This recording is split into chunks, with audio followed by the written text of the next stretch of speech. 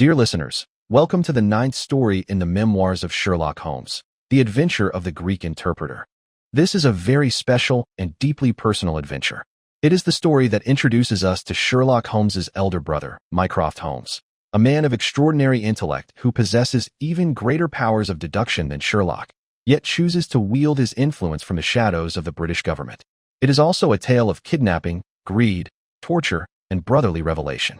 Narrated by Dr. John H. Watson, this adventure takes us from a quiet late-night conversation in Baker Street to the dark underbelly of London, where a frightened Greek interpreter is forced to translate desperate pleas in a house of fear.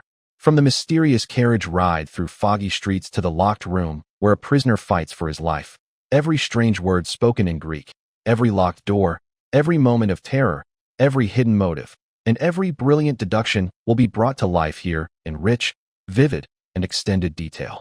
So sit back, dim the lights if you can, and let us discover the hidden world of Mycroft Holmes and one of Sherlock's most personal and intriguing cases. The game is afoot. Opening scene, a late-night conversation in Baker Street. It was a quiet summer evening in the year 1888. The gas lamps in Baker Street had been lit, casting a soft golden glow through the windows of 221B. The thick curtains were drawn against the night, and a fire burned warmly in the grate. Dr. John H. Watson, sat comfortably in my armchair, enjoying a pipe and watching my friend Sherlock Holmes as he lounged opposite me. Holmes had been in a reflective mood all evening. He suddenly laid down his pipe, turned to me, and said in a thoughtful voice, "You have often expressed surprise, Watson, that I have never spoken much about my family or my early life. The truth is that I have an elder brother, Mycroft Holmes, who is 7 years my senior. In some respects, he is the most remarkable man I have ever known. He possesses greater powers of observation and deduction than I do, yet he lacks the ambition and energy to use them in the field. Instead, he prefers the quiet routine of government work. He is, in many ways, the most indispensable man in the country." Before I could ask more questions about this mysterious brother, the front door bell rang sharply downstairs. A few moments later, Mrs. Hudson ushered in a visitor. It was Mycroft Holmes himself. Mycroft was a large, portly man with a broad, intelligent face, heavy-lidded eyes, and an air of quiet authority. He moved with surprising lightness for his size. He greeted Sherlock with a nod and turned to me with a courteous smile. Mycroft had come because a serious matter had been brought to his attention through one of his many government contacts.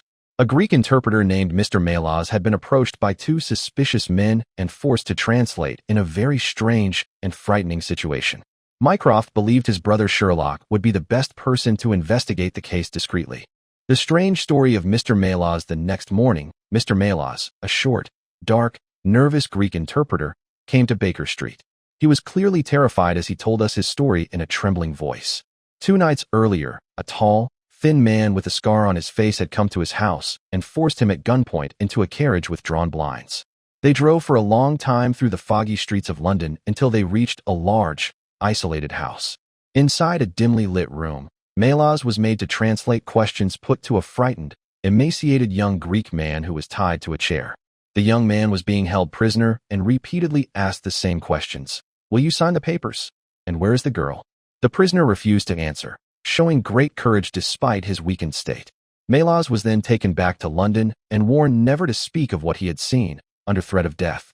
The very next night, the same men came again and forced Melas to repeat the process.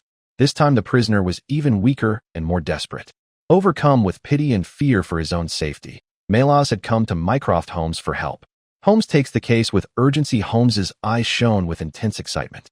He asked Mr. Melas a long series of sharp, precise questions about the exact route taken, the appearance of the house, the voices of the men, the condition of the prisoner, and every small detail he could remember. After careful thought, Holmes declared, "This is a clear case of kidnapping and coercion. The prisoner is almost certainly a wealthy young Greek named Paul Cratides. He came to England with his sister Sophie. They have been kidnapped by a man named Harold Latimer and his accomplice Wilson Kemp, who want to force Paul to sign over his sister's fortune through a forced marriage." Holmes, Watson, and Melas immediately set out to find the house. Using Melas's detailed description of the route and the time taken, Holmes narrowed down the location to a quiet street in Kensington.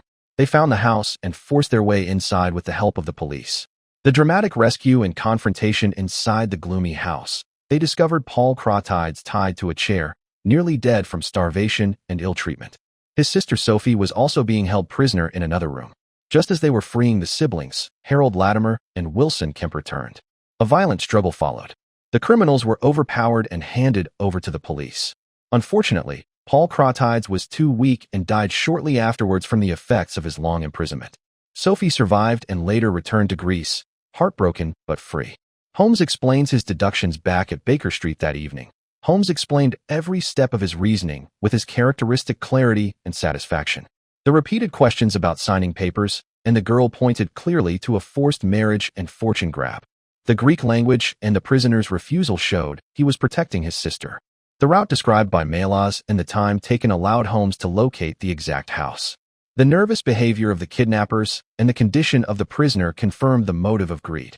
Closing narration and so, dear listeners, ended the case of the adventure of the Greek interpreter. It introduced us to Mycroft Holmes and showed Sherlock working closely with his brother for the first time. It was also a story of love, greed, and the terrible price of betrayal. Mycroft returned to his quiet life in government service, while Sherlock continued his work with renewed energy. Thank you for listening to this detailed and extended audiobook narration of The Adventure of the Greek Interpreter, the 9th story from the Memoirs of Sherlock Holmes. If you enjoyed it, please like, subscribe, share, and turn on notifications. The game is always afoot, and we shall return with more thrilling adventures of Sherlock Holmes very soon.